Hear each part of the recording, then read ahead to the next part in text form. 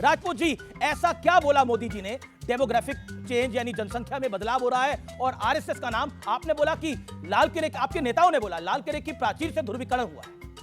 मैं तुम्हें अभी समझाता हूं। डेमोग्राफिक बदलाव जिस तरीके की बात प्रधानमंत्री जी ने बोली उस पर तो मैं आऊंगा ही।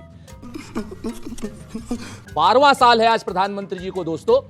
बाकी चीजों की तरफ देखना, पिछले 12 साल के जो 11 भाषण हैं उसमें यह देखो कि प्रधानमंत्री जी ने क्या क्या कहा था, क्या क्या पूरा किया। ठीक है समरिया।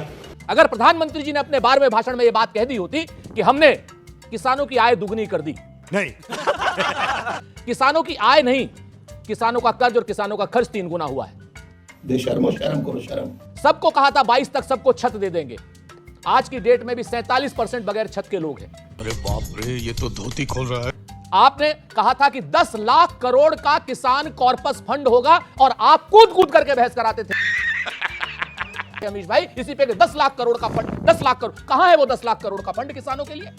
मैं नहीं बताऊंगा। तो जब प्रधानमंत्री अपने कहे हुए बातों पर, कहे हुए वादों पर जुमले साबित करते हैं तो आज जो उन्होंने बोला है वो भी हम जुमला ही मानेंगे।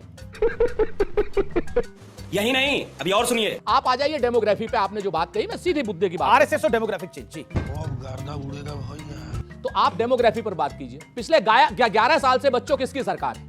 मोदी जी की है ना? हाँ। अगर मोदी जी की सरकार है और अमित शाह गृह मंत्री हैं तो डेमोग्राफिक चेंज के लिए वो विपक्ष को कह रहे हैं या अमित शाह को कह रहे हैं अमित शाह को मंत्रिमंडल से बर्खास्त कर दें? क्यों? तो क्या हुई? क्योंकि कोई भी आदमी अगर विदेश से आ रहा है तो गृह मंत्रालय की जिम्मेवारी है पूरी सीमा पर जी। अगर डेमोग्राफी चेंज हो रही है सीमा पर, यह जिम्मेवारी सिर्फ नरेंद्र मोदी जी की सरकार और अमित शाह की है। अमित शाह जी इस्तीफा दें। तो लेने के देने पड़ गए।